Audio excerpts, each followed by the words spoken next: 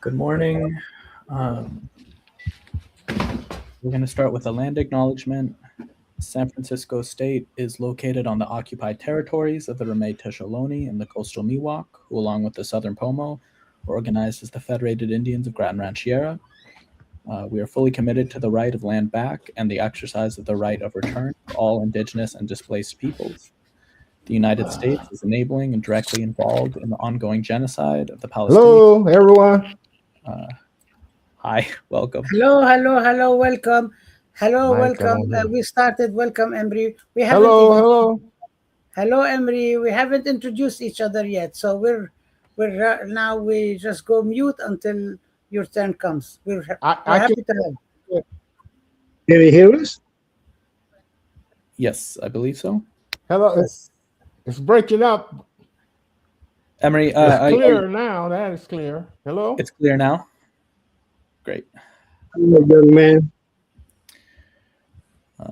Okay, I'll continue. The United States is enabling and directly involved in the ongoing genocide of the Palestinian people and many other people, past and present, just as our land acknowledgement reminds us that we conduct the university's business on the basis of genocidal dispossession in Turtle Island and complicity with another on the land of Palestine. It's also an urgent reminder that it is not too late for us to stand against the genocide in Palestine and anywhere in the world. We ask everyone to join us for a moment in silence to honor and pay condolences to the people of Iran. South Lebanon has been bombarded as much as Palestine, including almost 400 last week. The people in Venezuela. We honor all the martyrs who have fallen in Venezuela, Gaza, the streets of Minneapolis, Los Angeles, and elsewhere in the United States, Congo, Sudan, South Africa, Lebanon, Puerto Rico, Kashmir, anywhere and everywhere around the world. We honor everybody, and we also remember the martyrs who have fallen a long time ago, the martyrs who have fallen for our people's struggle, and the martyrs who continue to fall day in and day out. We also want to thank everyone who made this open classroom possible. We start with our co-sponsors, Ahmed Studies, Teaching Palestine, CUNY for Palestine, CFA's PAM Caucus, and the Anti-Imperialist Scholars Collective. Okay. Good morning in California. Good afternoon on the East Coast. Good evening in Palestine, Lebanon, Iran, and the region that is fighting against the imperialist and the Israeli colonialist colonialist intervention, and it looks like they are defending and defeating that today. And everywhere today we are meeting today in order for us to begin the International Week of Solidarity with the Palestinian prisoners. Every year there are people around the world, Palestinians and people around the world, recognize April 17th as the International Day of Solidarity with Palestinian prisoners. Now it's over 1 million Palestinians have been detained, arrested, imprisoned for a very long time, at least over 1 million. We know that about maybe 10, 20 years ago, it was 800,000 people in the West Bank alone, and not recognizing the people in the occupied Palestine in 1948 and elsewhere in the Arab countries and around the world. There is prisoners and martyrs occupy a very important space in the Palestinian people's society, memory, and in the struggle and resistance. We begin the week today with a meeting, gathering together of folks who have gone 10 years ago to Palestine. This year is the 10th anniversary of the. Excuse me a minute. I'm losing my place in my okay. And yeah, 10 years ago, a delegation, the first ever U.S. prisoner solidarity, along with academics and labor organizers, went to Palestine to exchange solidarity, meet with Palestinian freed prisoners, because Palestinian prisoners are never released without actually a struggle and action to get them out of prison. and discuss with them how to what's going on, what's happening, how has the struggle be going on, and what to do further. And some of the people here were able to join today. The scheduling has been a bit a challenge to make it possible because everybody has things on their plate, but we have been able to come together. And so today we will be able to discuss with all of you, welcome the members of the delegation who went there, talk with each other. The title of the event today is when and we solidarity and with Palestine in Sumud, and it is the title of the it is the title of the statement that together we issued around this time, actually in time for the prisoners day, April 17th, 2016. So today we were going to talk about that, discuss the delegation, what has happened. First, we want to talk about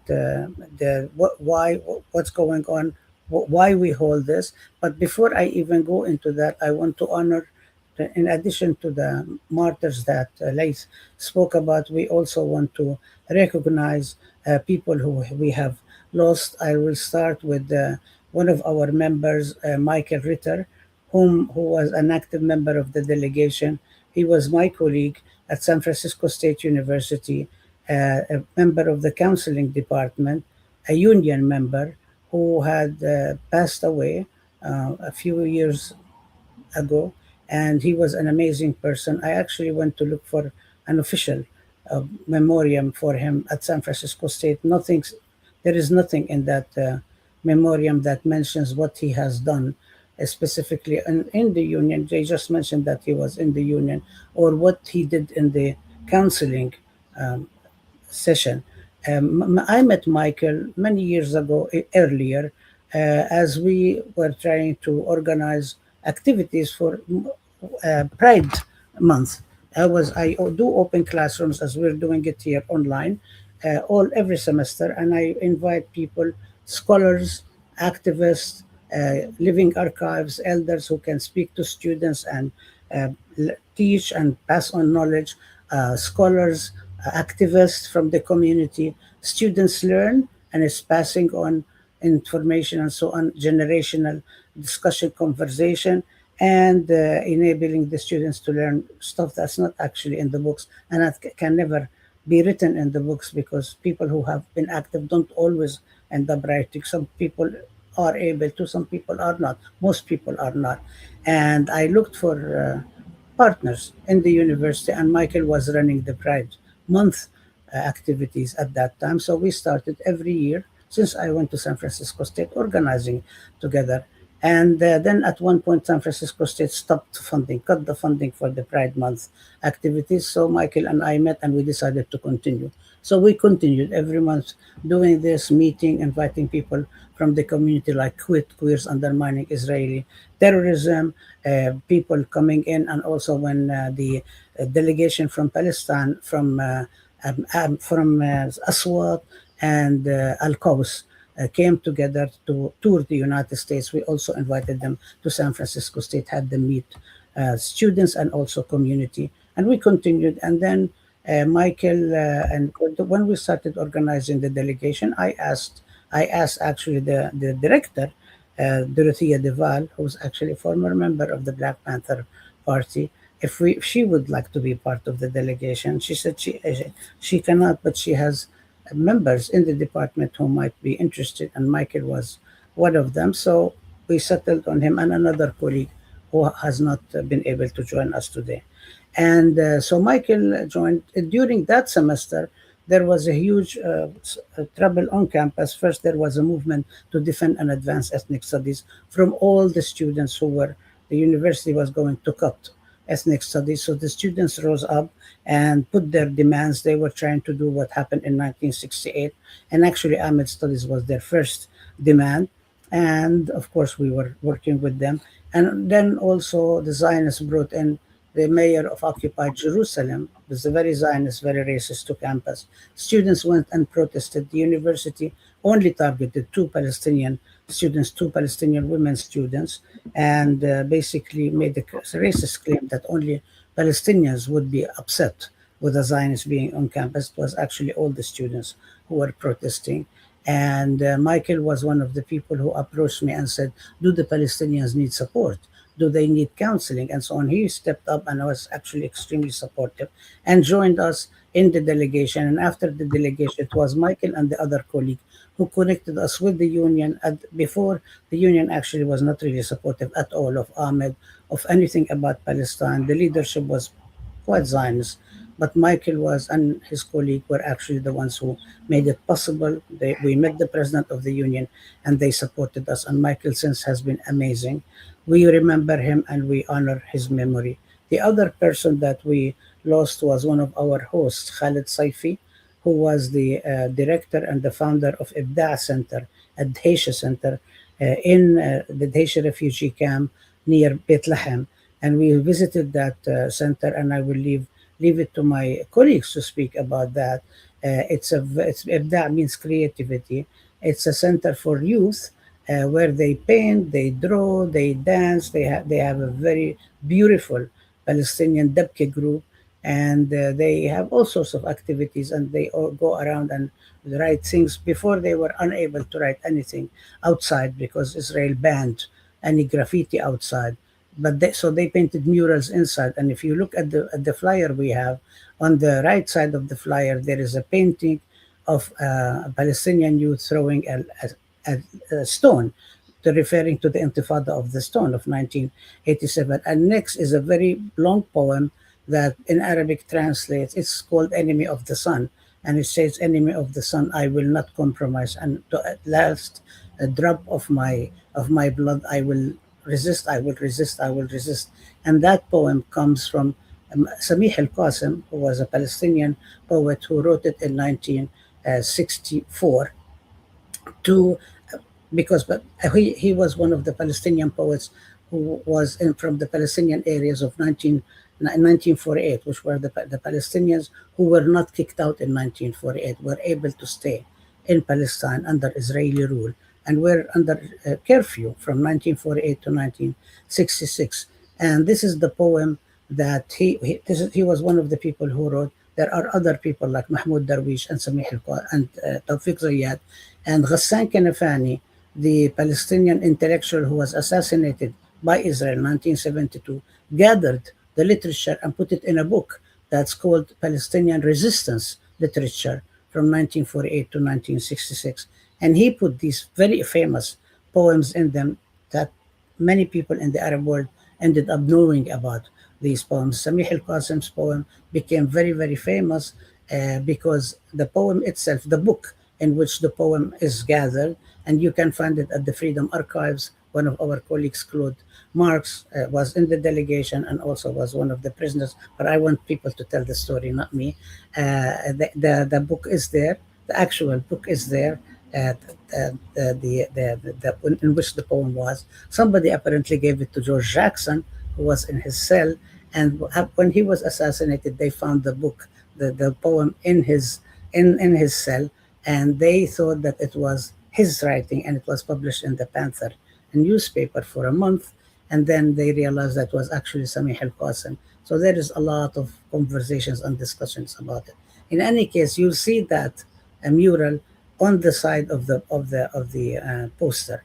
We'll talk about the other two also as we go along, and the pen that has the blood coming in is also from the walls of Dheisha.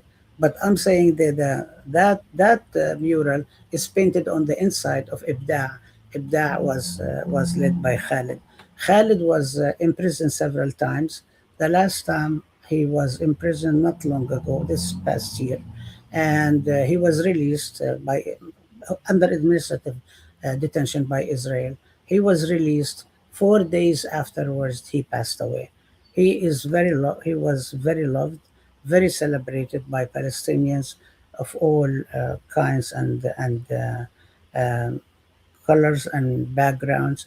There were a lot of commemorations for him in Palestine. Unfortunately, people in the US did not know about him. We were hosted in Ibda, and I will also leave it to my colleagues to talk about Ibda and what happened in there and how we were. So he was the second one we would like to commemorate today and gift this commemoration to his memory. The third thing I will just say very quickly is that the music we heard is the music of Ahmed Kabur, and this is built on a song about a little young girl, Lina Nabilsi, who was 15 years old from my hometown, and she was shot. She came out of school. They were in a demonstration, young girls in the uniforms of school, blue and white, and they finished the demonstration. They were going home, and it was clear elementary school because in higher schools they were the blue, green, and white uniforms, and she was shot and killed by a soldier who later became the military governor of Nablus, Shlomo, and she was shot and martyred. And so one of the poets wrote a song about her, about Lina, and another very well known Palestinian uh, painter, Suleiman Mansour, painted a beautiful painting of Harlina Nables, and she became an icon of the youth who come out and protest, and it's also defiance of the Islamophobic, racist, Orientalist, sexist Western ways about Palestinian women and girls that we never participate and we're never there. And Ahmed Kabur, the Lebanese singer of the masses, who just passed away, and he sang many songs. He composed it, and it talks about what happens there, and it talks about starts about Lena, but then it ends with saying that there is a very big rage wave of anger and rage coming out and picking up in the West Bank. And it says that's why it says B'duffa in the West Bank, and the anger of the West Bank, you never calm down, keep going, keep going, keep raising fire. So it's just a beautiful and so very appropriate to beginning the International Week of Solidarity with the Palestinian prisoners, which actually represents the prisoners and why there are today over 10,000 prisoners in the prisons, and so many prisoners in Gaza and the Timan prisons, and there is so many women prisoners, over 300, but they over almost 100 prisoners, including two women who have cancer, 300 children. Even though, and when there was a ceasefire agreement in January in 224, there was the prisons were emptied of women and children. They filled them up again. This is a reflection of why there is a large, higher area of struggle. But we will be talking about that. I just wanted to contextualize why we every time we also have an open classroom, we start with music, also to connect the music, the culture, the poetry, the songs with what we are doing, because the resistance is all encompassing. It's it has all sorts of aspects and parts of it.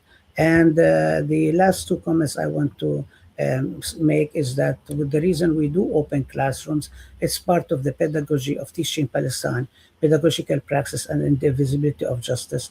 We believe that education should be free, it should not be paid for, that the classrooms must be open to the community, to the scholars, and the students must be exposed to the community, feel that they are part and parcel of it, not isolated in a little silo that they cannot be exposed to what's going on as the powers that be the corporate universities, as our university is, and other universities, in order for them to be graduated as docile citizens. We want the students to be able to dream, to think, to grow, to express themselves in the universe, to be what they can be and change the world, basically. And we do these open classrooms to be able to express that. And since COVID, we have been able to reach the world with open classroom, which coincides with the fact that since the last two events we wanted to do at the university, the university canceled them at the library, did not give us the rooms. So this also works for us. So we're very happy to be able to have this. So now we're going to move. We can talk more about all of this stuff again, but we're going to move to welcome our esteemed, amazing panelists and my loving comrades whom I adore and love, and I always try to find reasons to just see them. But this is like just a wonderful occasion, and I invite you to start with the first round. We're going to try to have 3 rounds if we are able to have a conversation, to just make short introductory. You don't have to do long introductory remarks about who you are. Introduce yourself briefly, because we're going to put your bios, print them and put them online, and people can read them and go through them. Some are longer, some are shorter. It's only because we haven't had chance to edit, basically. And just make a few, whatever you want to say about yourself, but also make introductory remarks. Like of my 5 minutes or so, speak about your impressions of the trip, your impressions of coming together, your impressions of what we said, and I'm sure everybody is going to complete each other, so we can try to give our audience as full a picture as we can. We can't give the complete picture, but we can give some of it. So I don't know who would like to start, or would you like me to call on people, and then we will do a second round and hopefully a third round to be able to complete as much as possible. And I was wondering if you can start with like why did you join first of all, what's your impressions? What's your impression 10 years later? And maybe you can include why and how you joined the delegation and so on. If you don't cover it in the first round, we'll cover it in the second. And if you don't mention it, I'll prod you, as you know I do, and harass you to say what we'd like you to say. So if you can, Laith, if you can bring everybody back on the screen. And okay, so all right, so why don't we I'm going to start with the youngest person, Laura. Are you the youngest? I don't know if you're the youngest. Maybe I'm not going to go by ages. Okay, I'm the not. oldest. Okay, I'm not going to go by the oldest or the. You know what? I'm going to go with my co-collaborator, co-conspirator, Diana. Okay, go ahead, Diana. Yeah. Okay, yeah. Hi, everybody. Sorry, I'm a little hazy because that's the way my lighting is. I don't have perfect lighting, but thank you so much, Dr. Habab, for bringing us all together on the occasion of this 10th anniversary. It is really, really important for us to be reflecting 10 years later. So much has changed, and so much has, in some ways, just remained the same, but really deteriorated for the prisoners. I will just say briefly that I work with the California Coalition for Women Prisoners. That was, in many ways, my entry point into this delegation, which I did help to collaborate on in terms of getting everyone together and helping Rabah plan it. We had worked previously in the Bay Area to make the connections between work around abolition and imprisonment in the United States with imprisonment in the Zionist state of Israel. And so we had done work together around the hunger strikes that had happened in California. And that was a very important starting point for our collaboration and making the connections between what goes on in prisons and the forms of resistance, most importantly, the forms of resistance that incarcerated people show to around the prison system. And so bringing together this amazing delegation, which included a number of formerly incarcerated people. It included people like our co-panelist, Emory Douglas, who had been leaders in the Black liberation movement for many years, and bringing us all together along with people who had other interests to do this first delegation for that was focused on Palestinian prisoners was just an amazing opportunity to shine a light on what was going on inside Zionist prisons.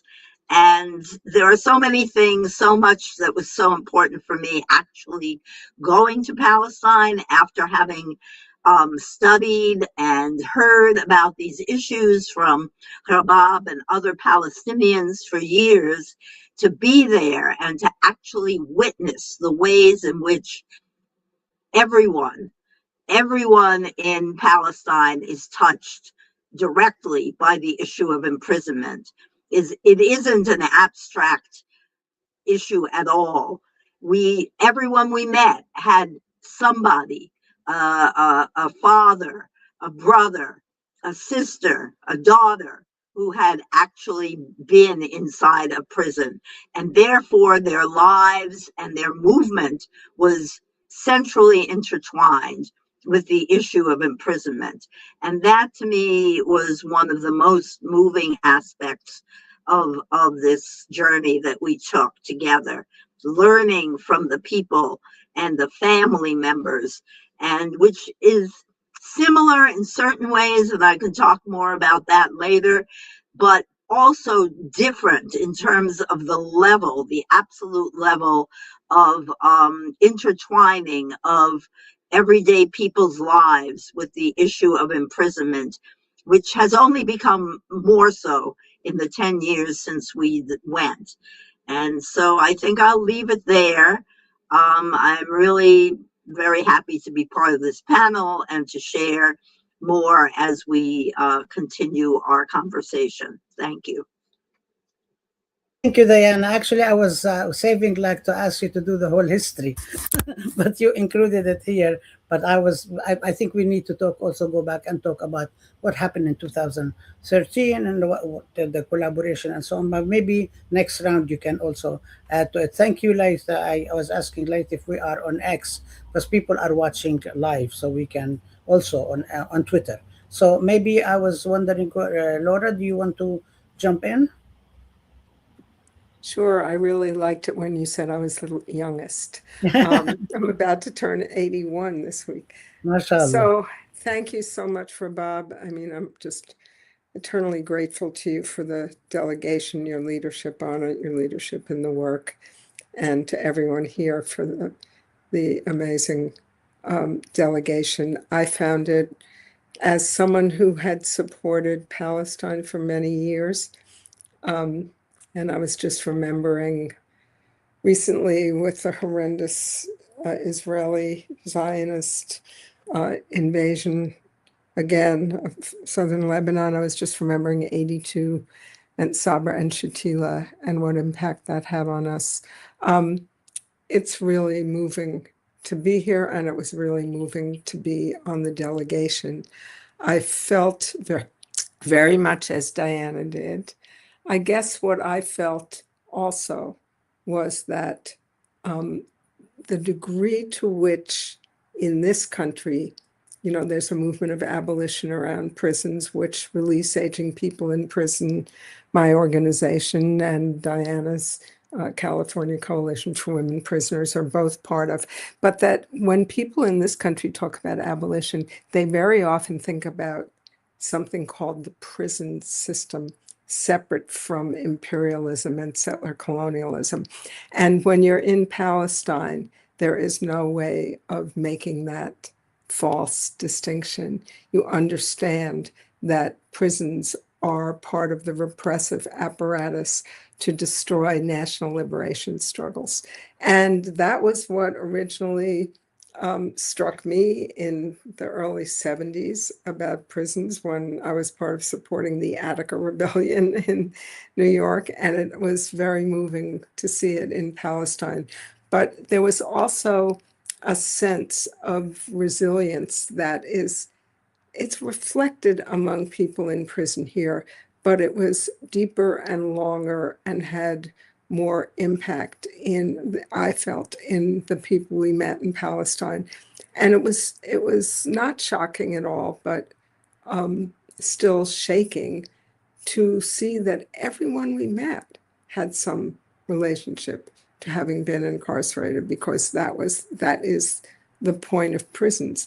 And so to be there also with Emery and Hank Jones, another former Black Panther, and seeing and feeling in a way that I had understood and seen before, but not quite in this visceral way, the ways in which the oppression and attempted genocide of Black people in the United States since slavery and evolving into the prison system and mass incarceration is so similar to the way that prisons and settler colonialism operate in the 48, the West Bank, all over what is now called Israel, but which is really Palestine. And the other thing that I was thinking, so I wanted to read something that was a quote that someone said to us. I cannot remember who it was, but someone who had been in prison said, "We prevent the Zionist state from succeeding in occupying the minds of the people as well as their land. Political prisoners face the occupation forces head on, and in our resistance, we preserve the political consciousness of a people." And when we see what's been going on in the last few years, you see how critical that is, how critical the roots of resistance are when active genocide, and I don't like to say when the genocide began, because it's always been genocide, what Israel and the United States and the Western imperialist nations have tried to do to the Palestinian people. But when you see the extent of it, the depth of it, the depth and spread of the disaster, you begin to understand why this kind of Samud resistance, resilience is so important. So I just wanted to say one last thing, because having been in prison for quite a number of years myself, and having been in prison during the first Intifada, and having responded to it with art and poetry along with my co-defendants, because as Rabab always loved to point out when she introduced us to people in Palestine, one of the actions that I was in prison for was an armed attack on the offices of the Israeli aircraft industry. And it was in response to Sabra and Shatila. And actually, I was just reminded recently, although it wasn't memorialized the same way, that we also attacked the offices of the Jewish Defense League. And I was thinking of that when a Palestinian leader in New York was targeted by the JDL. You mean Nardin Kaswani? Nardin Yeah. Kaswani. Yeah. So it's quite extensive. But the last thing I did want to say is that when I was in prison, June Jordan, who was doing a program called Poetry for the People, came into the prison I was in to visit us, because we had a Poetry for the People program in there. And I won't go into what Poetry for the People was, but people should look it up. It's an amazing program. And she wrote, I can pull it up and remember the year. She wrote an incredible poem called Apologies to All the People in Lebanon, which was a response specifically to Sabra and Shatila, but also to the very long history of settler colonialism and attack on the people of Lebanon by the Israelis, by the Zionists, by the United States. So I'm going to put a link to that in the chat too, because it's a really powerful poem. And it reminds us, the last thing I'll say, we met a lot of people who had never been shaken in their commitment to the liberation of Palestine, no matter how vicious and brutal the Israelis, the Zionists, the United States were. And when you look at someone like June Jordan, who was speaking up for Palestine long before the current movement, when it is a much more accepted thing for poets and artists to do, you really appreciate the people who have been there and don't ever leave. So I have a lot more to say, but that's it for now. First of all, you're going to have a lot more to say here and elsewhere, because now I caught you with more things to ask you. But I would say for June Jordan, we actually, I would say it was the Union of Palestinian Women's Associations in North America. We invited her to come and speak at one of our conventions, but she was really sick at that time. And I remember the last thing she wrote to us. She's like, "I'm really, really sick. If I get better, I would be very happy to come." And then she didn't get better. But I teach that poem in the class. So maybe if we have time later, and we can in the semester two, we can look it up and share it with all of you. Thank you for sharing it with us. But I think maybe if we have a chance to speak a little bit what's Attica, because we are always connecting what's going on, and this was part of what we were, what the delegation was all about. How to connect them. Maybe when you come back, maybe speak a little bit about Attica, and maybe Diana, you can also talk about. And I mentioned when we were specifically connected around 213 Pelican Bay and so on. That would be really great. Emery, are you ready to go?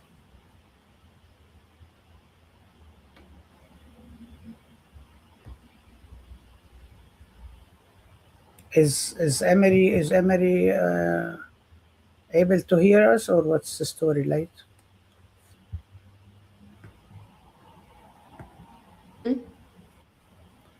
Emery, No. Hello. Hello. go ahead. Can you hear me? Yes, we can hear you. I'm here, but We can hear you. Go Hello? ahead, please. Yes, go Can you ahead. hear me? Speak. Yes.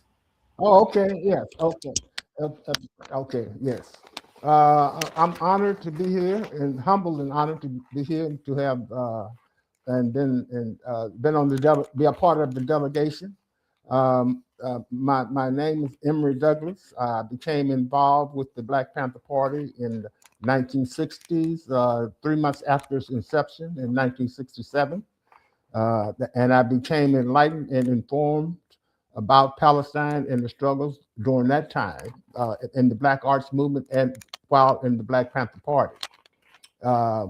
But to have gone fast forward, going to being invited to Palestine as a part of the delegation was a very opening, very enlightening and informative in regards to firsthand observation and understanding of the scope of what was of the genocide, the apartheid system that existed there, in the context of expelling the outpouring and the self-determination and the preservation of the culture and the identity at the same time under the extreme circumstances and conditions that existed, the apartheid existence that existed in Palestine. It was having the opportunity to travel and learn from the highly informed delegations, some who were way more informed and enlightened than I about the issue of Palestine. But being there and traveling around as an artist who I look at myself as learning through observation and participation, and observing and seeing the amazing artwork that I had been seen in books from time to time. Also, was given a book of Naja Al Ali's book of art when I was in Beirut, Lebanon in 2010. And because I was not able to read the text, I could observe and get the feeling through looking at the artwork itself. And so it had a great impact on me in many ways. And I remember this brother who had been 28 years in prison. I believe his name was Mukul Burgle. And me and him shook hands. And that was the image that I was inspired to do the boycott, divest artwork that I initially did and transferred over to 4 or 5, several different interpretations of it thereafter. So the spirit of going there has great impact in relationship to myself and my convictions, continued ongoing convictions, and will always be that way. Thank you, Emery. I was wondering if you can. There were two things that there are a lot of things I was thinking about. Actually, I'll come back to you, but I'll tell you what I wanted. I wanted to ask you now, but I'll come back. But I was specifically remembering how I didn't ever hear you say that. But when we were at Al Najah University and in Nablus, and all the professors were all ex former prisoners in Israeli jails, you spoke about the growing up in the South and you protesting and the dogs attacking you and so on. I thought that was extremely, Yes. yeah. And then also, like, you didn't really speak Yes. much when we were in Palestine about your trip to Algeria. So maybe you can speak a little bit about that, or maybe we can come back and talk about it later. We recently met Elaine Mukhtafi, and who wrote a book about being in Algeria and actually meeting all of you when you went there, the Panthers delegation. But maybe we can talk about that less. But the other thing I thought about is like the ways you were so taken by the cartoons and the drawings, not by only Najil Ali, but so many Indhesha and Ibda. So I was thinking maybe you can speak a little bit more about that, but we can come back to Yeah. that. But when we Yeah. listen to the other comrades, yeah, okay, Okay. all right, okay. And also the way you actually also treated my university, you refused to even go to the exhibition because they were mistreating us and so on. So I was always like grateful to you for that, those strong positions. But okay, let's go to Susie. Can you, Susie? Are you ready? I will never be ready, but I might as well But I just will do it. Okay, go go right ahead. ahead. I don't Go know where ahead. to start. I mean, this is a vast and deep topic, and I just will have to skim whatever comes to the top. I mean, you asking us to speak like this, Bob, reminds me of our trip because we had exhausting days filled with so many people and meeting legal people and activists and former prisoners and going to a military tribunal, seeing in the dock Palestinian children basically being judged by Israelis who came from Brooklyn. This guy literally said, okay, well, who do we have here? You know, and these kids could not even speak English, let alone mostly Hebrew. So it was such an intense experience. We got maybe 4 or 5 hours of sleep a night, and yet at the end of every day, Rabab, you had us, each and every one of us, one by one, talk specifically about what our impressions of the day were. And I'm still trying to sort them all out. I have so many recordings and so many notes, and I have not had time to go over all of them because it was just so much. And that was 10 years ago. And since then, obviously, things have gotten just egregiously off the charts worse. So I don't know where to start. I guess we could go back to the theme of prisons. I have written about political prisoners and prisons in general. I work somewhat with Laura's organization, Release Aging People in Prison. I've interviewed people from RAP and where to go from this? I guess being in Palestine, and I do say Palestine after this trip and not Israel or off in the West Bank. I was in Palestine where they where the Israelis had set up these military tribunals. Here's a handout from one that we picked up. And it talks about the military courts in Judea and Samaria. Hereinafter, the military courts were established in accordance with international law. That's interesting because so much of international law has been interpreted so differently. In any case, one of the first things I did after I got back from this trip was to put together my notes and make an article for Truth Out about one of the people whose houses we visited, Muhammad Alian. I am probably mispronouncing his name. No, that's correct. Muhammad Alayan. Alian. Yeah. Sorry. Whose son had been killed by the Israelis, who had charged him of committing some aggressions on a bus in Jerusalem, and they had refused to give his body back, which is an incredibly common procedure in Israel. So many Palestinians, even from the 1960s, have not had their relatives' bodies returned, which is infinitely precious to them because religiously and just emotionally, you need to see the bodies. Anyway, Muhammad Alian talked about how,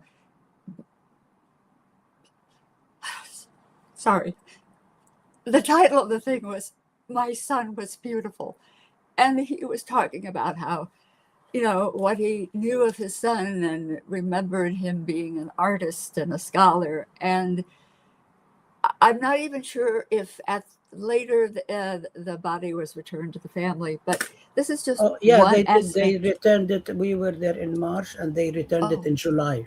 Okay, okay. Yeah. Well, that's something. Under because- under conditions, how Uh-huh. many people can be at the burial? No media. You know, Right. it was heartbreaking. Yeah. Yeah, and that condition still exists for thousands of Palestinian families. So I used the material from Muhammad speaking, and then since then I've done a lot of journalism. I actually like to rely on interviews because I'm not a Palestinian. My background is not Arabic. So I've interviewed people from the Palestinian Youth Movement, Susan Abu Hawa. Most recently, I interviewed Basil Faraj, who is an associate professor at Birzeit University. And he talked, going back to the prison system in Israel being basically apartheid again for Palestinians, because what is operative for Palestinians is not criminality so much as having the military status of being a threat, a literal strategic threat. Your very existence as a Palestinian is arguably a reason to be incarcerated. So anyway, it's Basil explained, I think he's working on a larger piece about this, explaining the difference in policy and psychology, which I think in the United States, even though there are egregious policies about incarceration, it's different in Palestine. It's like you don't have to worry about being reincarcerated. It's probably going to happen to you, you know, and it isn't because you broke parole. There isn't parole. You know, it's because they see you on the street one day and you're gone. Anyway, I'm sort of getting carried away by all these details, and it's really, really hard to put into some sort of larger, more rational perspective. So maybe I should stop right now. Anyway, there's just so much to know and so much to be done. You And don't have to stop. You do. I mean, if you need to Okay. a couple of minutes to wrap up, it's okay. But we can come back. You know, whatever Oh, you didn't okay. have a chance, we'll come back. You know, we'll Oh, have, okay. it's a conversation. Yeah. Okay, just in closing about our delegation, which I am immensely grateful to have been on, I am missing people from it today. Diane Fugino, Hank Jones, Nathaniel, Anna, Susan Chen, who I love to death, Albor's, whose perspective is especially vital right now, him being from Iran. So anyway, I wish all of us could get together at some point and just have a little cast party, and then get back to work. I guess that's it for right now.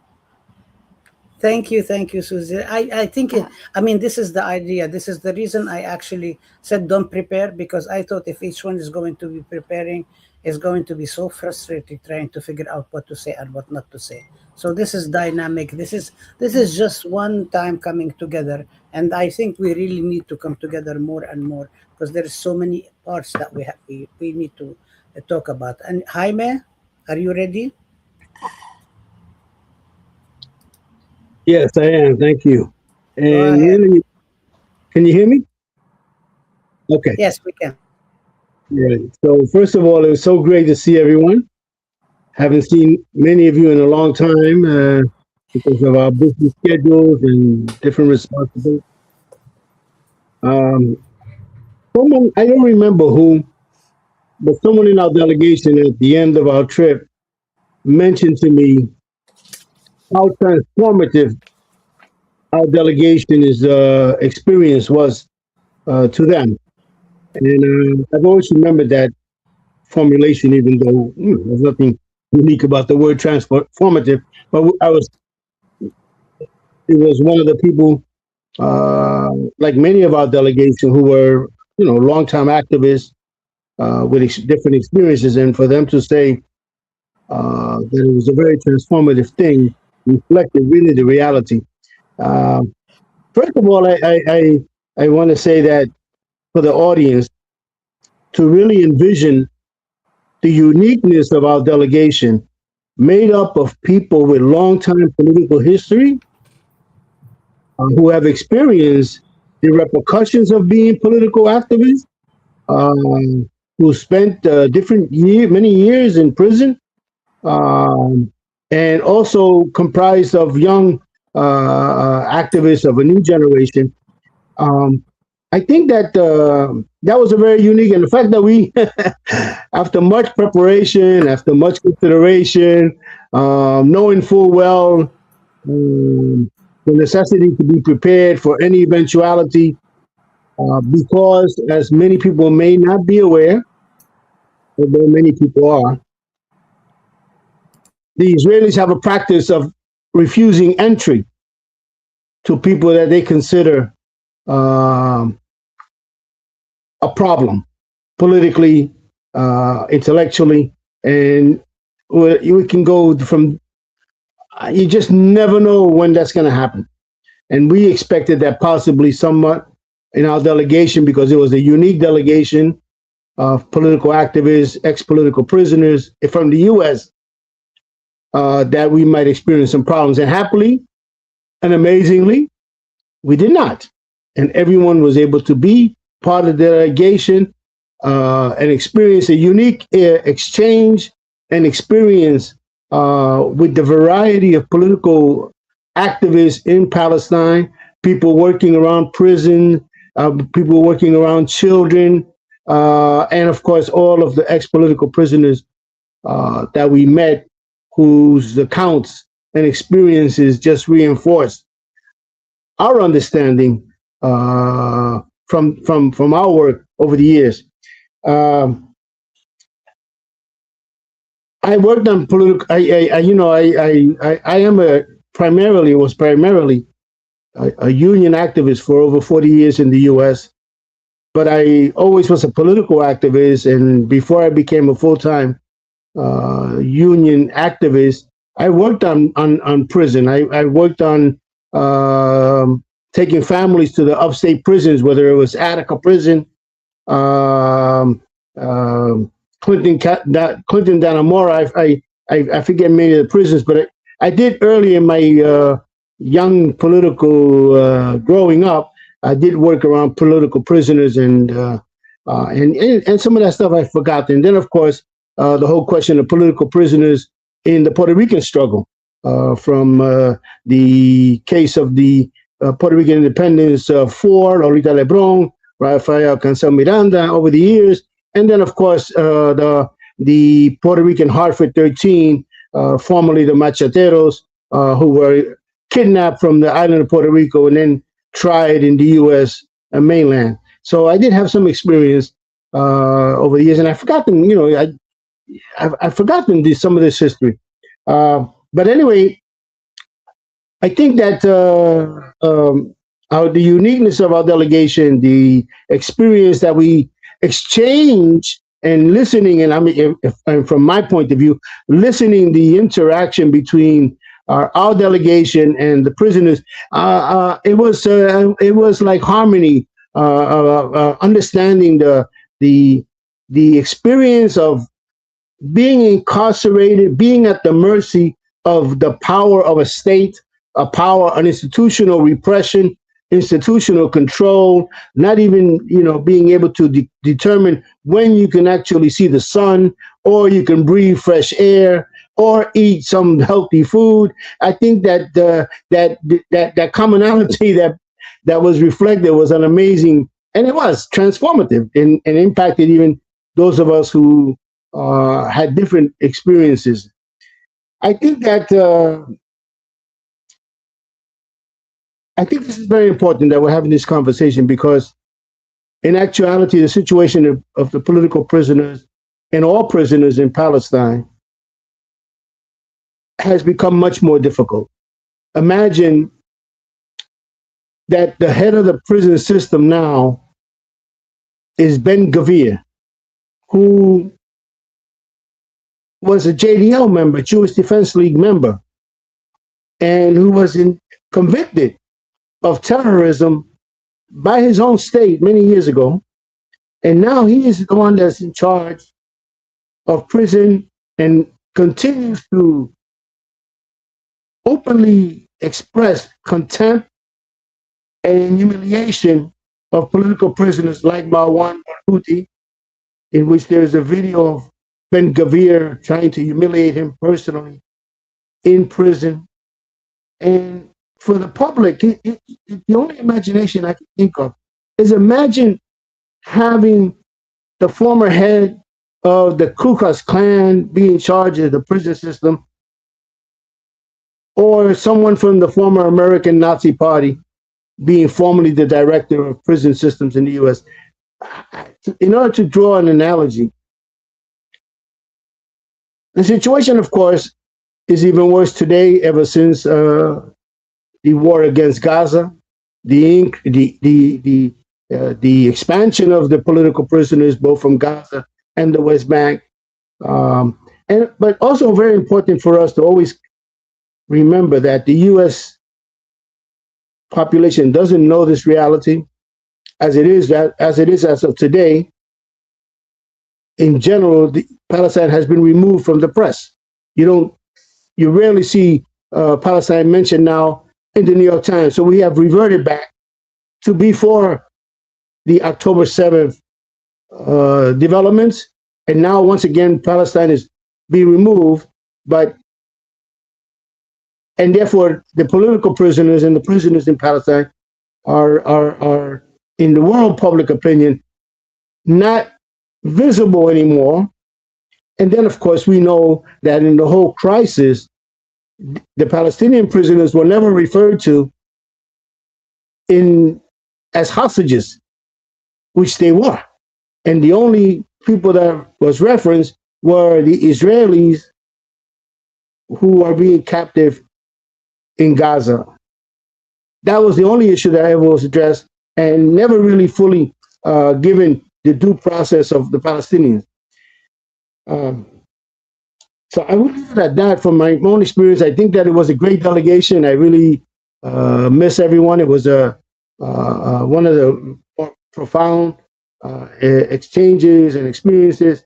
And I want to reference, before we forget it, that one of the groups that we met, a very important group, was the Defense of Children's International.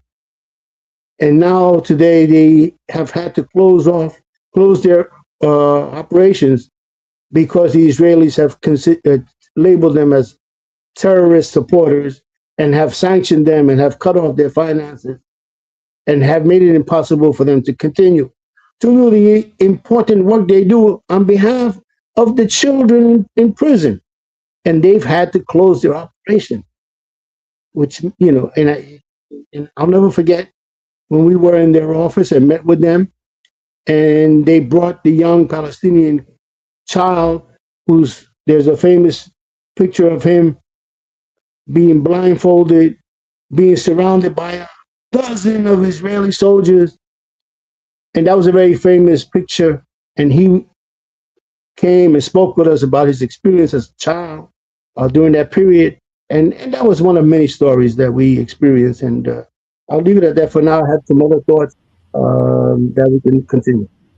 Thank you, Jaime. And actually, thank you for mentioning DCI Palestine, because they closed after 35 years of work. And on Wednesday, the 15th, we will be hosting Khalid Kuzmar, who was the director and had to announce this sad news. We'll also be hosting Sahar Francis, who is the lawyer and was for a long, long time the director of Ad-Damir, which was another organization that also was banned by Israel, considered a terrorist organization only because it was defending Palestinian prisoners, along with other, like four other Palestinian human rights organizations that were registered and counted as non-governmental organizations with the United Nations.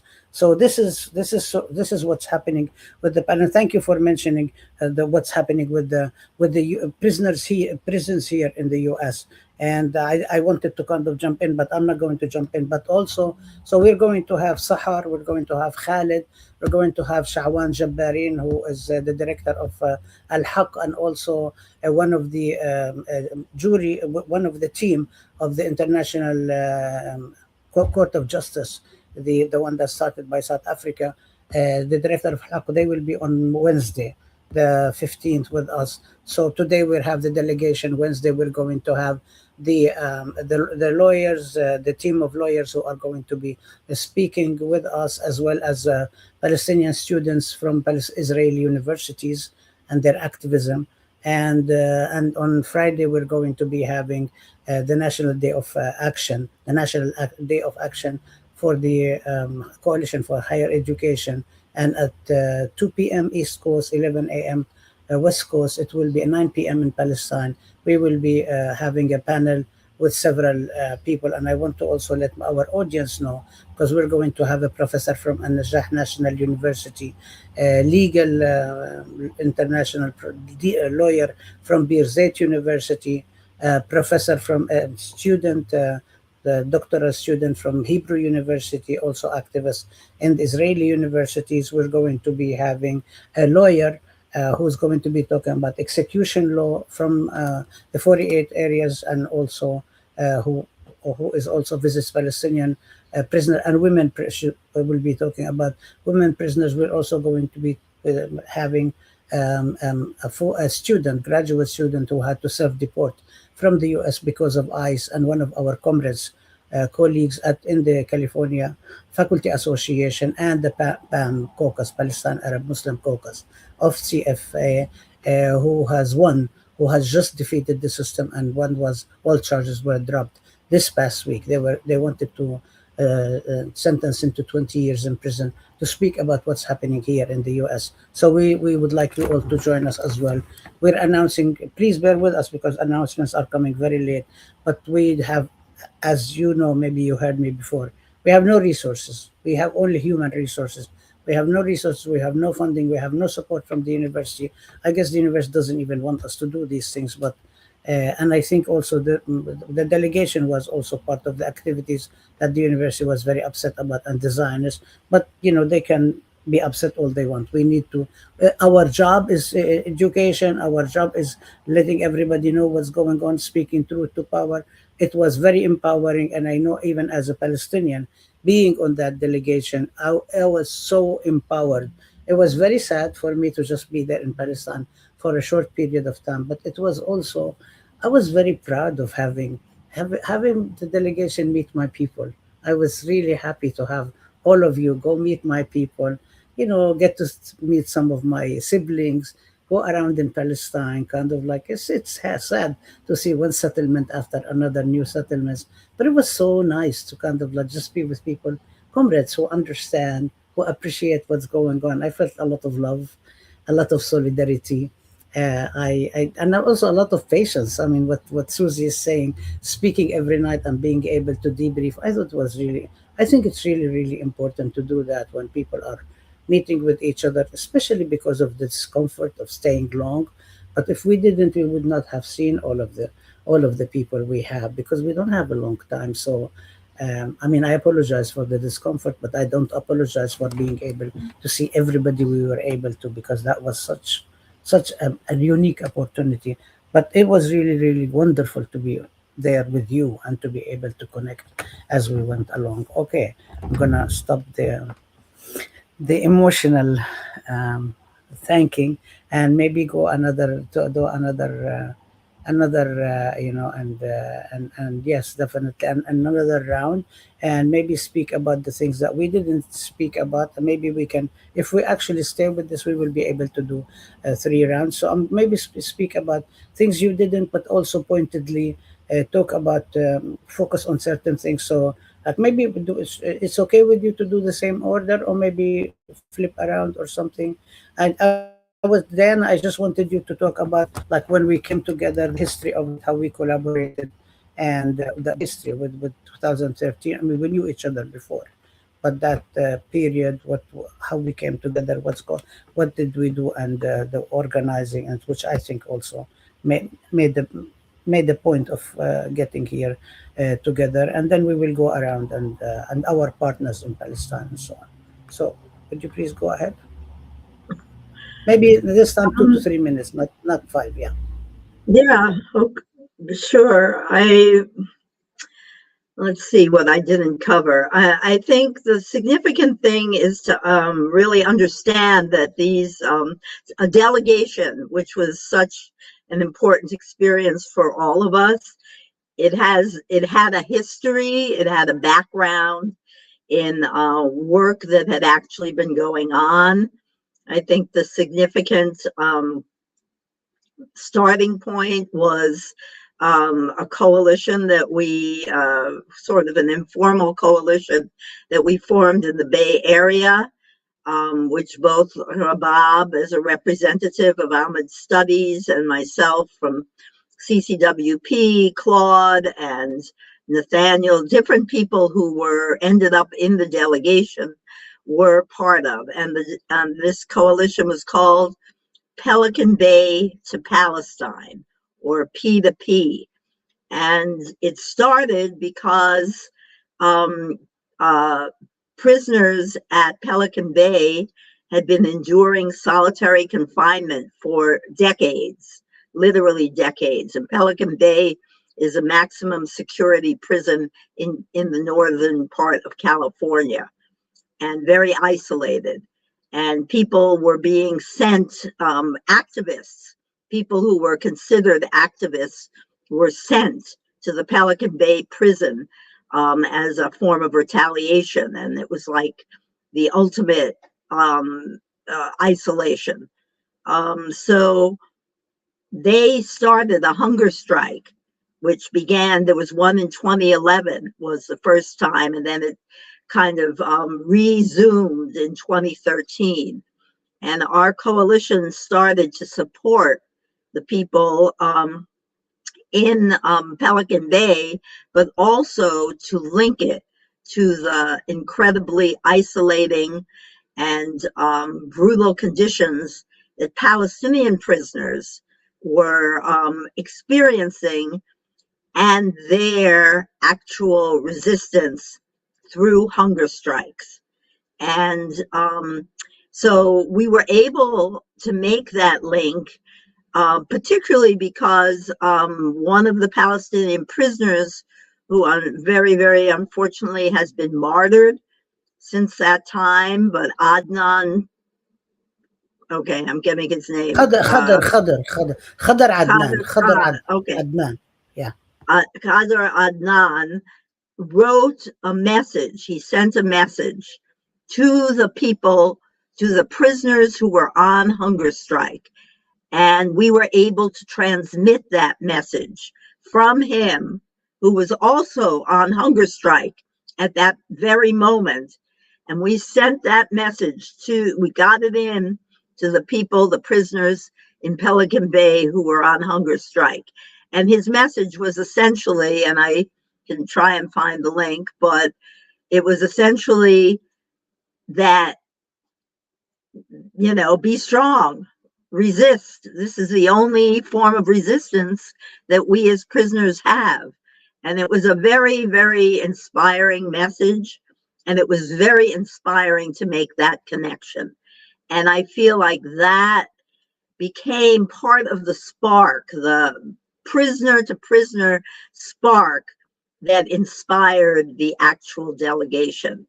And I think that is really important to recognize that the history was rooted in actual people inside prisons communicating and leading the understanding that there is a profound interconnection between imprisonment in the United States and in Palestine, which dates back to the origins of the Zionist prison system, which was developed in conjunction with the US, and that these two prison systems evolved in the 20th century, in the second half of the 20th century, to become a key form of repression, colonialism, and imperialism.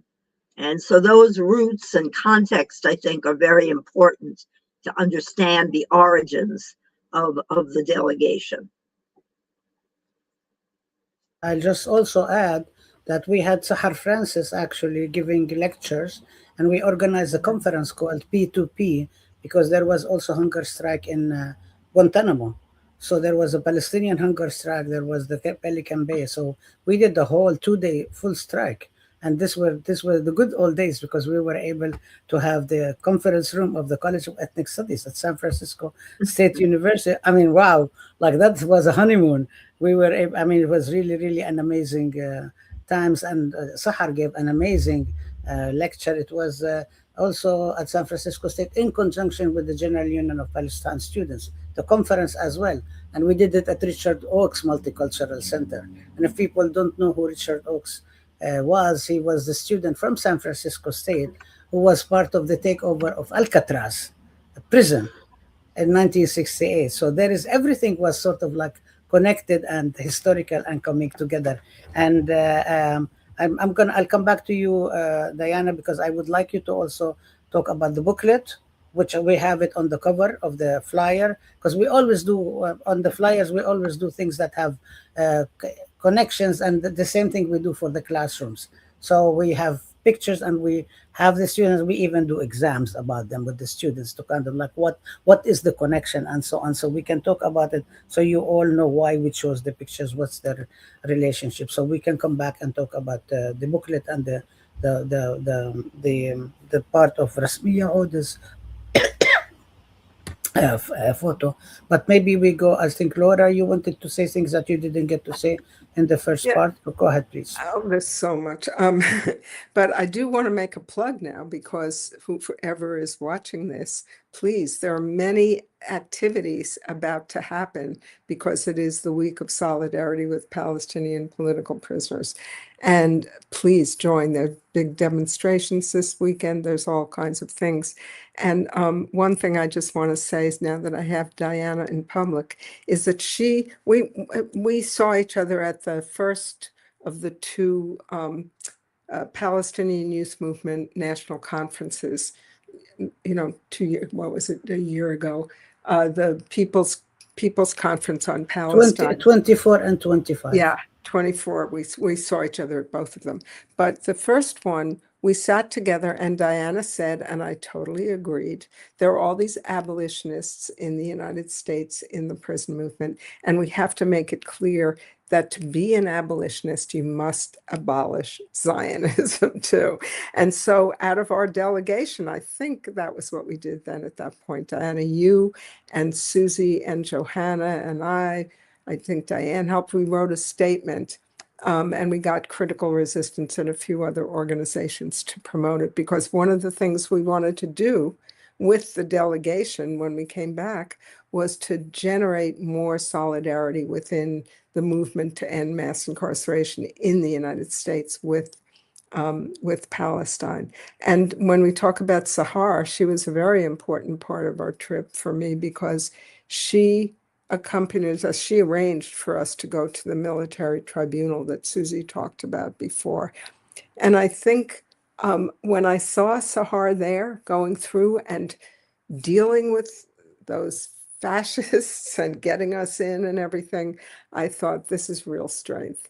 And so anything we can do from here to support Sahar Francis and her work is very important. And she had done an event with RAP, with Release Aging People in Prison, that I think was before our delegation, but my internet is telling me it was after, that was called The Criminalization of Home, where we did a whole conversation about the criminalization of Black youth in the Bronx, who were being called, everyone was being called a gang member, and the destruction of Sheikh Jarrah, which we witnessed, which Mohammed Al-Kurd has spoken of very movingly and powerfully on Democracy Now! And in events that we've been part of. So was such an example of, I mean, people call it ethnic cleansing. That sounds mild. I hate that expression. It's genocide. It's like absolute genocide. So one of the things for me about the trip, which I think this is why I encourage people to go on Eyewitness Palestine or anything they can, there is something about seeing the brutality that you've read about, the separate roads.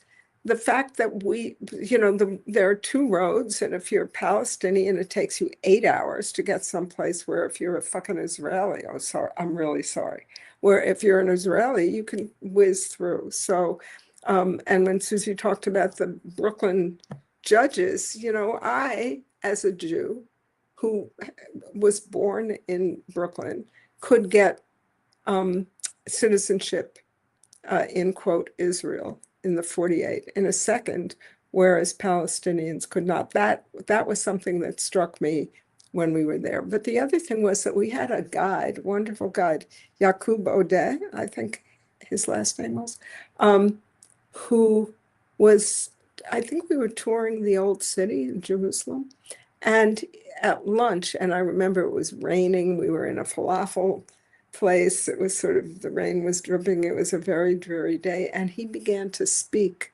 about the torture that he had endured when he was in prison. And we were sitting there at Emory. I think I was sitting next to you.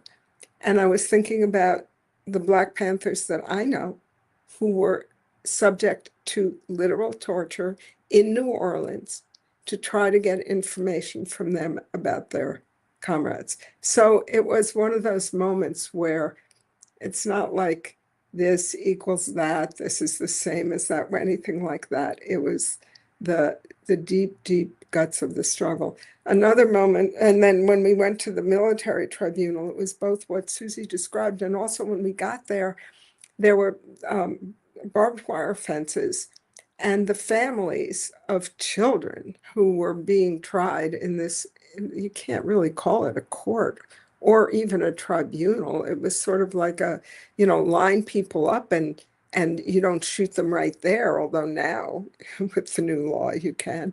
But it was, put people through, these young people, through a process that's going to mean that they're going to be tortured and then die in prison. And the families were sitting there waiting to go in to see the court proceedings. And it brought back for me my earliest memories of seeing newsreel of the concentration camps in in one of the Holocausts that has happened. So I remember that really well, and I remember thinking for Sahar going back there, for the families to see that there's someone, a lawyer, who's trying to support them, really important. I remember from my own experience in prison what you felt when you were totally outnumbered, outgunned, out everything, and shackled and chained and everything else. And then all of a sudden there was a lawyer who could speak for you. I also wanted to talk about the last day of our trip, which for me, as a longtime anti-imperialist. Can you hold off this and we come back to that? Oh, you want me to talk? Okay. Yeah, All right. yeah, Was we'll there come back to something that. else you wanted me to cover? No, in it's this? okay. I mean, I'm just going to see if other people will still want to talk, and then we'll come back. Oh, right. Because you I want to Diane. ask you about Okay. feminism and women, and Yeah, and that was power. next. Okay. But I just wanted to say about Yaqub. Yaqub was not he was giving us voluntarily. He wasn't guiding him. And Mahmoud Jadda both spent about over 17 years in prison and were released as a result of prisoner exchange. And Yaqub, I've actually known him for a very long time. When he was released and during after the or maybe after the Intifada of the Stone, he had a brother in Chicago who was a very big organizer and leader and labor organizer, Palestinian organizer in black community. Amazing. I mean, he was also one of my mentors. And so when Yaqub came to the U.S., he took him in a tour in the U.S. and I met him in New York, and he would not talk about his torture. He wouldn't. And then we visited Damir at one time, and I asked like, do they write? And she said, and she said no, Abu Nasser. She called them Sahar. She said a lot of the prisoners don't like to talk about it because when they talk, it opens up a lot of wounds. But so actually, it was a huge privilege for this delegation for Yaqub to start talking about the torture because he didn't talk about it a lot.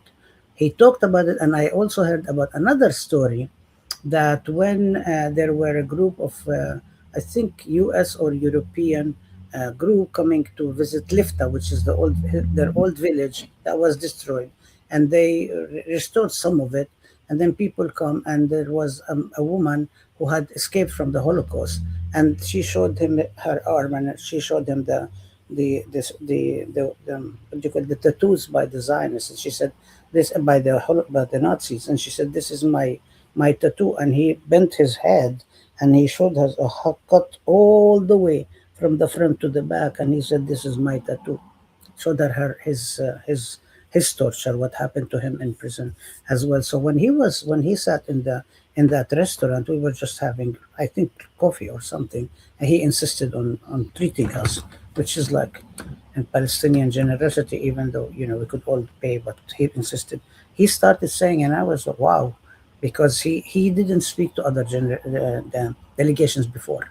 And Yaqub and Mahmoud is also a freed prisoner, and also has been released, and he's one of the leaders of the African Palestinian communities, Palestinian Africans who came to Palestine in diaspora on their way to Hajj in Mecca and settled in Palestine. So you wouldn't say it's the same story as African Americans who were kidnapped and enslaved and ended up in the U.S. There's people who actually went and decided to stay and settle in Palestine. It's a different situation. But yeah, but Mahmoud and Yaqub are like sort of buddies, hang out together. Yeah, so this was incredible what he had told us. And then the family, the whole family is all there, and all the family is involved in it. And Samir took his children to Palestine. He was 42 years old.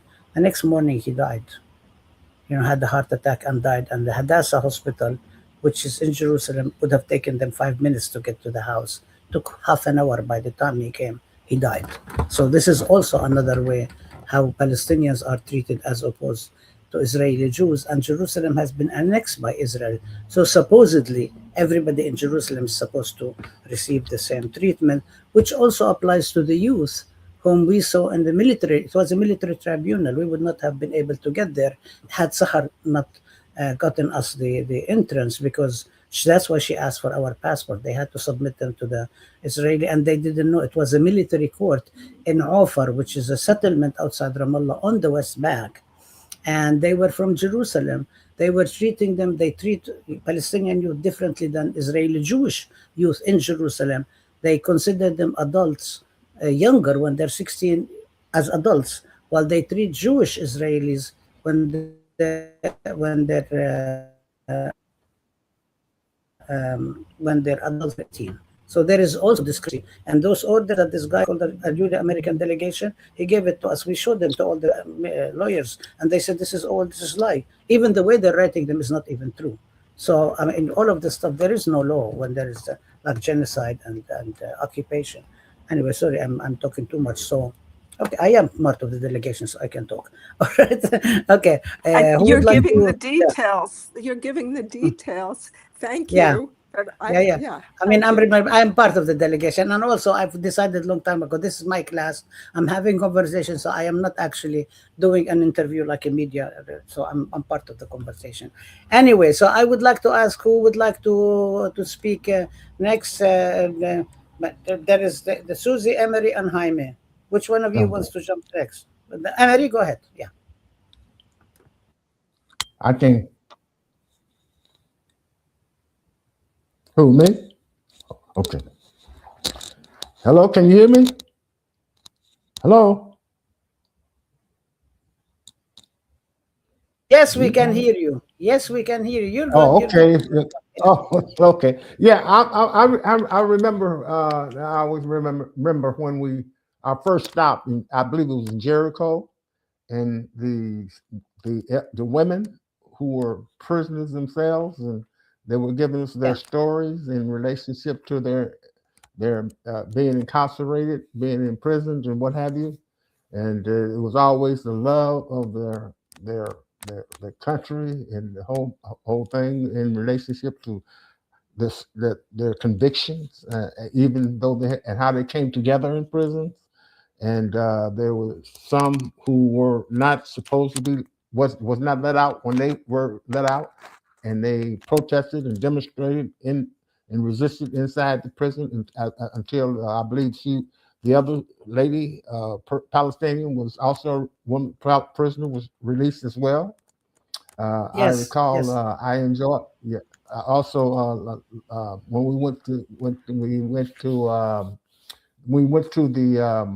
the prison, and the young man who was there, a teenager who was there, and being charged, and his the one who was the, the the judge was the one from Brooklyn, and the ones who had the was telling the story of what took place, uh, was the prosecution, who are the ones who had and the young man who he seemed to be so it seemed to be so irrelevant to him, in the sense that it was a sense of defiance, irrelevant in the context of him being uh, phased by what the situation was.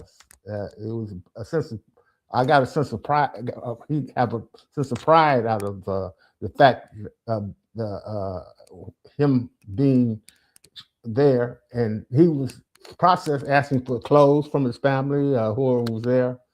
He was in that context. He showed no relevant to what was going on. There, I remember on our journey back when we went with Layla at and that was an amazing experience, to hear her story and to break bread and communicate with her while we were there as well. Um, the artwork, where all the artwork was seen, all of it, art about preservation, so steadfastness, resistance, enlightening, informing. It was also always about the overcoming the obstacles and the challenges that we're confronted with in the context of the apartheid system itself. All that was enlightening and informing to myself. on a first-hand basis.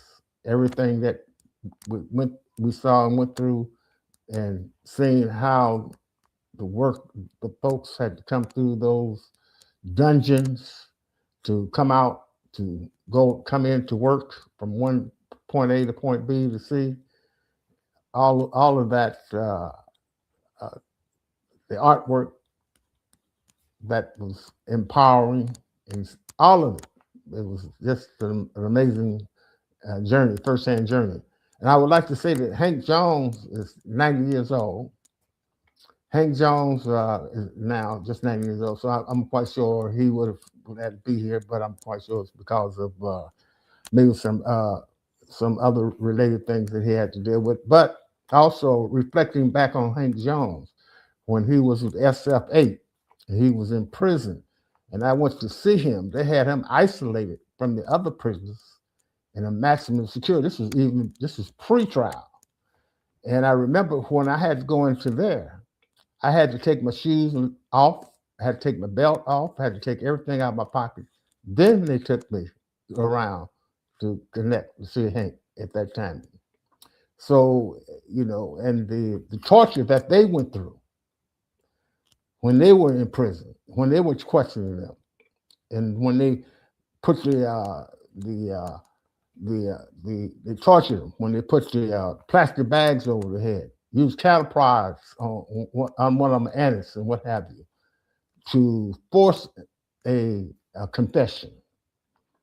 All what they did, beat them, and all those things. So that always reminds me of the parallels on a scale here, in the context of the broader context of the repression, that the daily constant repression that we heard from those who had in prison, those who we met with while in Palestine. It's also it reminded me of the context of the here in relationship to the civil rights movement, when the dogs were sicked on the marches, sprayed with the spray hose. Then the same thing, you would turn on the TV, you see the same thing in South Africa. The dog water hoses, tanks in the community, being sprayed on, what have you. I also recall when I came back and I went to Chiapas, and then I went to Mexico City. There was a demonstration and a protest, major protest, teachers protesting against the indigenous way they were teaching. They were trying to eliminate from the schools in Mexico, and they were protesting, and they had this major protest. And you could see the formation that was taken by the police in relationship to trying to repress the demonstrators was similar to some of the documentaries that showed that I could tell from that in the documentaries I had seen that they were trained by the apartheid police, the Israeli police, the Zionists, yes. And so all these things, it was a learning lesson. It was reference back to when I can talk and when I show my art and those things, including the artwork and what have you. Yeah. I really love this. I'm So not going to comment. I'm not going to comment because, but what you mentioned, the pride, the joy, kind of like you talk, and I think like the way I thought it in my mind. Tell me if I'm wrong. The way you were talking about like the resilience, the resistance, the steadfastness in this, like the young boy, yeah, and then he was started asking his father, like he doesn't really care about this. To do whatever you want to do, that's the Kafka trial or whatever you want to do. I don't care. It doesn't really concern me. But he was like asking his father, give me the underwear, give me this. And because I was translating, and Yeah. I honestly I was like I was about to cry, but I didn't want the Israelis to see me cry, honestly. And then he started asking his father. And I Yeah. also felt a sense of joy and pride. That's like, to hell with you. Yeah. You can do Yeah. whatever you want, and I don't care. You can do it. Doesn't concern me. And I see, and then Yeah. like all of the others say that the story of Rula Abu Daho and the ways that they resisted in prison. I wanted to kind of fit in the details, but I'll do it when we write. But it was kind of, you said that, and then you pivoted to Hank, and I'm saying, why? But you're actually talking about the resilience, the resistance, even what they did to him, all of this stuff that you did to him, Yeah. and that's because that's like, this is what also Bumi, anytime he has to come and be visited, he has to take off all his clothes. Every time he's visited, he had. But this is what what they do. Anyway, I don't want to take time from but everything. I noted, and I will expand on it. And also, we really need to talk more. I mean, or really, I think when I talked to some of you before, but why do we need to do that? I'm like, are you kidding? Of course, we have so much to talk about. But anyway, I'm very happy about that. Okay, so we have we're moving towards closing. I'm going to consider this almost your closing, Emery, maybe like a minute if you need to. But we have Susie, Jaime, and yeah, I'm gonna prioritize Susie and Jaime now.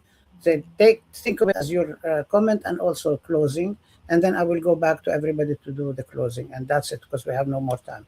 So Susie and Jaime, do like maybe like 3 minutes and so, and then take 1 more minute for closing, and then we will go to the others to do 1 minute each. And all good things have to come to an end. I'm sorry. Yeah. Who do you want first? Susie first. Yeah. Okay. Gosh. Well, further incoherence from me. I think I just want to kind of a karmic shout out to all the people on this tour who talked to us from like Jaffa and from the desert, and people who don't have names, who may not even be alive anymore, but who talked about what life was like for them and their families. And maybe we're sick of talking to different delegations, but did it anyway and did it very well. You hooked us up with some fantastic people, like Sahar Francis, but many people whose names I probably will never remember again. But they were great.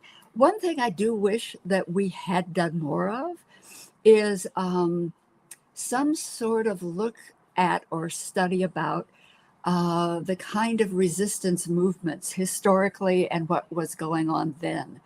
I know we talked to and about some PFLP people, but I would have loved to have known more how they were connected with other groups and people, and what is possible these days when almost nothing is possible. What's on the ground resistance now in Palestine? And I think that's it for me. It's never too late. I'm available. Just organize it. So anyway, all right, Jaime. I just want to also touch on the experiences when my recollection, my memory of that young child was that in the mouth of the lion, which is the court, he just literally turned his back, ignored the process, and spoke to his family, as Emery mentioned, and spoke just completely, turned his back, like the hell with you. And that really reflected what we witnessed and experienced, and it implanted in our mind the significance of the concept of the Palestinian resilience against 100+ years of occupation, repression, and denial of self-determination under the phrase of Samud, which we all adopted, all of us. That became our benchmark in terms of everything we witnessed. And I remember that young child just literally turning his back on the Brooklyn judge and the prosecutor and all the prison guards, and talking to his family in the little time that he would be able to speak with them. And that was significant. Also, I think for the public that we're speaking with, you can only understand the resilience and resistance if you understand history. When a people are such oppressed, there does inevitably come a moment that they have to strike back. Whether it was the prisoners of the Attica prison back in the 1971, I believe it was, I think it was 71, or the Haitian Revolution, or the Palestinian Intifada. Why? Why would they take such measures inevitably and risk lifelong imprisonment, no matter what age and no matter what gender and no matter what? And this is important for us to understand, and that is true, of course, to our political activists. And we are facing, the relevancy of our discussion is the fact that we are facing more and more repressive measures where the very viability of protesting is now considered terrorism and being defined as terrorism. In England, to support a group and hold a sign in the name of Palestine Action subjects you to a charge of terrorism. And the same concept is being promoted now here in the US under this administration, that being for Palestine automatically now can qualify you as, can characterize one as being supportive of terrorism and falling under the terrorist laws or whatever they may be. And this is being implemented. Of course, we saw the Columbia University students and the students across the country, and that's why this is relevant. We are also faced because of our challenge to the system. It was very interesting when they arrested Mahmoud Halil and they made and Rubio came up with some clause in the State Department that goes back many years and said that your actions are affecting the foreign policy of the U.S. and that would subject you to being in prison. Well, God damn it. Everything we did during the 60s against the Vietnam War, we were undermining the U.S. political policy. So we all would have been subject to charges of supporting terrorism or supporting the enemy. And I think that's what gives relevance to us in our continuing struggle. Thank you. Thank you, Jaime. I'm going to go now to Laura and Diana. And I want to also ask you to specifically talk about the gender, the women's role. We were actually, our host and our co-organizer at Birzeit University was the Institute of Women's Studies. And many people say, well, this is a prisoners delegation. Why are women being your partners? So talk about that, and maybe you can talk about the booklet. And also, Laura, you wanted to talk more about Rula and about the Layla and so on. So if you can, do you want to start there and then go back to Diana, or how would you like to? But you can decide. Diana, go, and then we go with Laura. Just leave me 2 minutes to say something to close. Go ahead, Diana. Okay, well, yes, very much. My work and our work in general has been about trying to understand the gendered aspects of imprisonment, very often because usually women are a much smaller number of the people who are imprisoned. People think, well, they're much less important. But in fact, CCWP and many other organizations, and certainly this delegation, understands that women's imprisonment often reveals much about the violent gendered face of colonialism and imperialism and Zionism. So we did focus when we got back on trying to tell the stories of women prisoners in Palestine And so CCWP, we worked on a booklet that was called For the Love of Palestine. And I hope someone will put that link in the chat. You can actually read it on the Freedom Archives website. And the picture on the cover of the booklet is a drawing that Laura did while she was in prison. And we thought it was very fitting to actually feature that drawing showing the cross sections, the interconnections between political prisoners in the US and prisoners in Palestine, and how much these movements have impacted each other. So that booklet is one part of what we have done. We have also, I'm talking about CCWP because this is our focus in trying to actually lift up and highlight the experiences of women in prison. So we have done a number of different things over the years. We have currently something called the Fashioning Hope Network, which is a network in the United States of people who are interested in making in focusing and understanding and bearing witness to what people in Palestinian prisoners endure, with a focus on women in Palestine. So it's Fashioning Hope Network at gmail.com. And finally, I will put this in, it's not specifically about women, but it's something that CCWP and people in the Bay Area have been part of working on since 2019, which is the Art Against Imprisonment website. And I think I put the link to that in the chat as well. Check it out, artagainstprison.org. And that highlights the role of art in resistance and in carrying on the spirit of resistance while you're inside.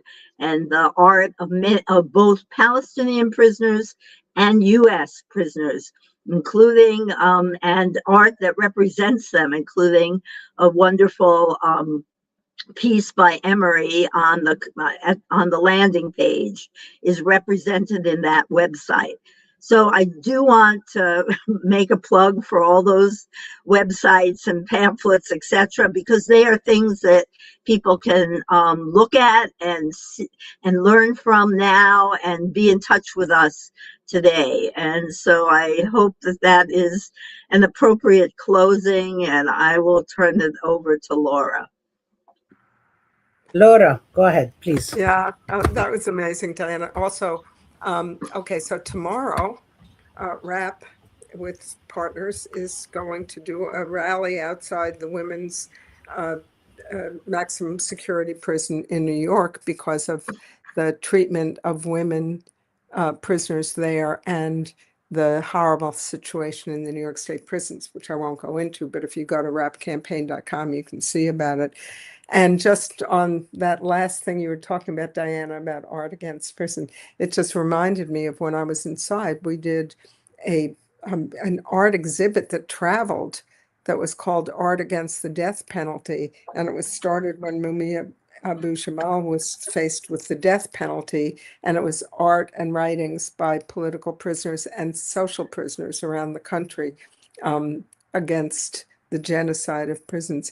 And because RAP's and my understanding of prisons is that they are part of genocide, I have to say that's what I saw when I was in prison. If you imprison vast numbers of Black and brown women in their childbearing years in prison, and you take them miles from their homes, et cetera, you're going to damage not only the next generation, because many women then couldn't raise their children that they already had or give birth because they were in their childbearing years and they were locked away in prison.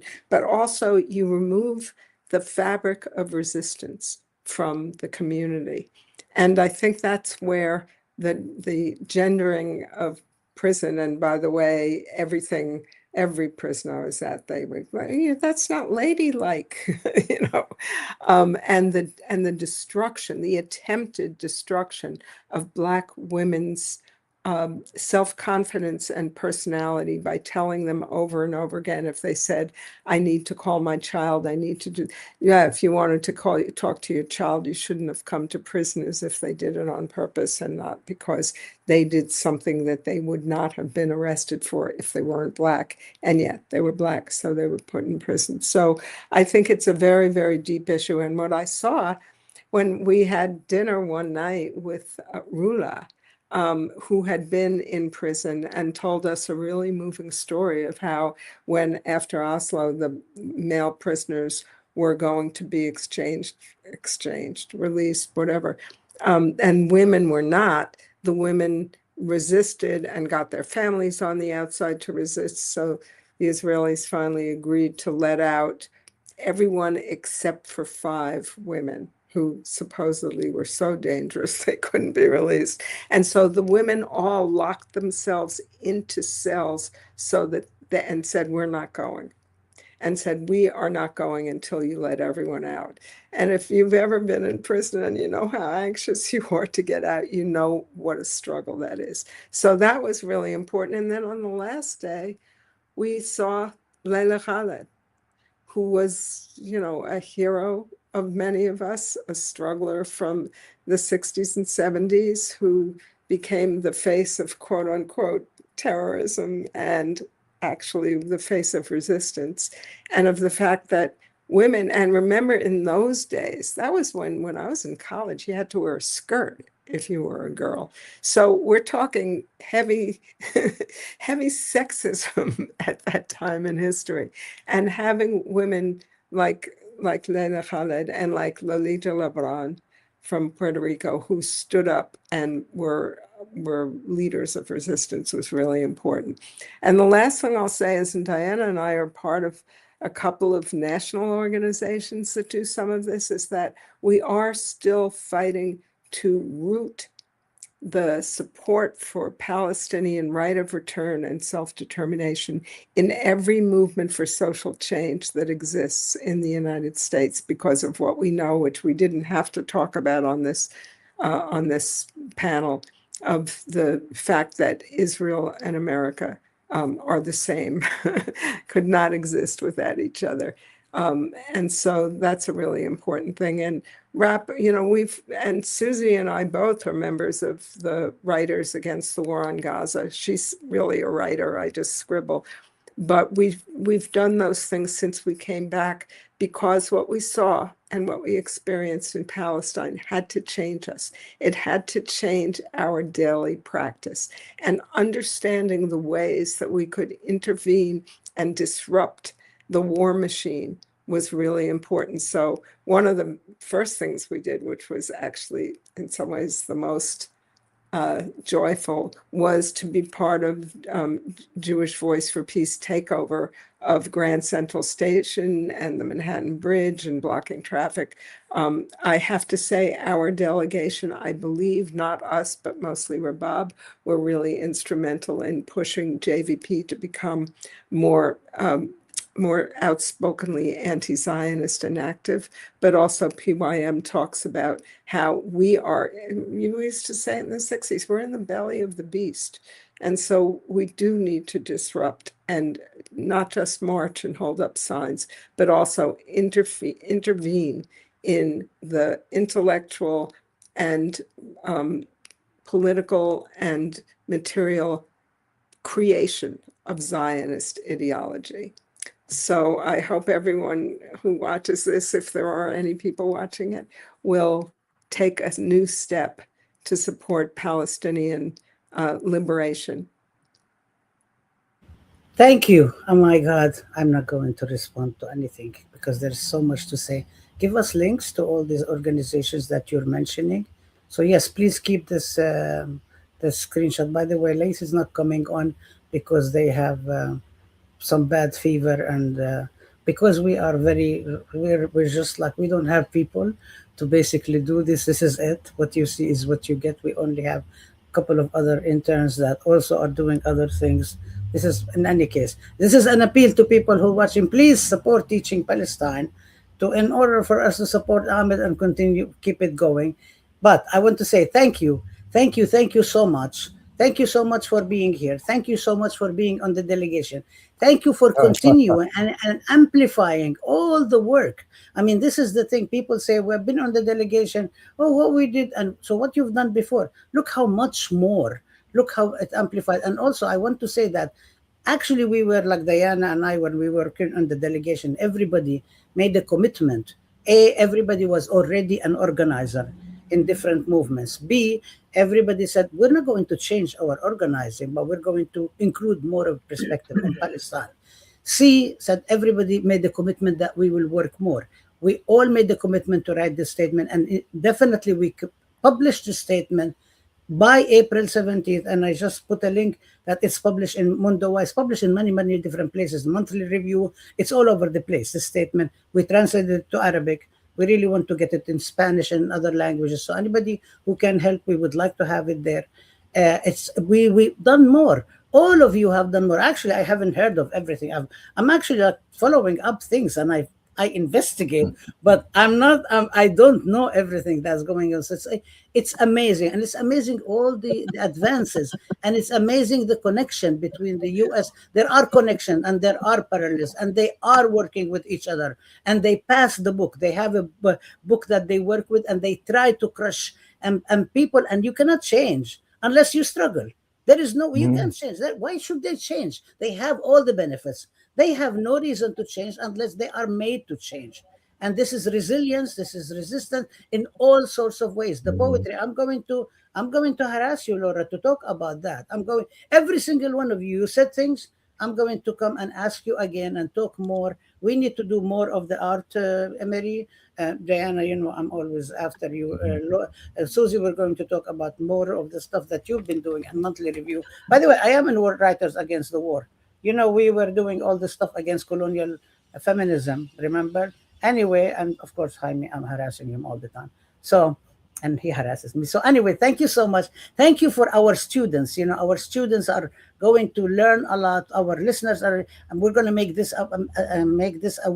available to our Palestinian comrades. They all know. They just couldn't make it today. I was trying, and also because we don't have space more than 10 people on StreamYard. So I wasn't sure how many people we can bring here, but I'll make it available to all of them. Thank you so much. I love you. You are amazing. You make us all struggle more, be steadfast more, continuing for the prisoner to free all the prisoners, to liberate. Self-determination is part of getting rid of genocide, getting rid of Zionism, liberating the world, and also liberating the world here. Settler colonialism doesn't only exist in Palestine. It is a huge, huge machinery of settler colonialism here.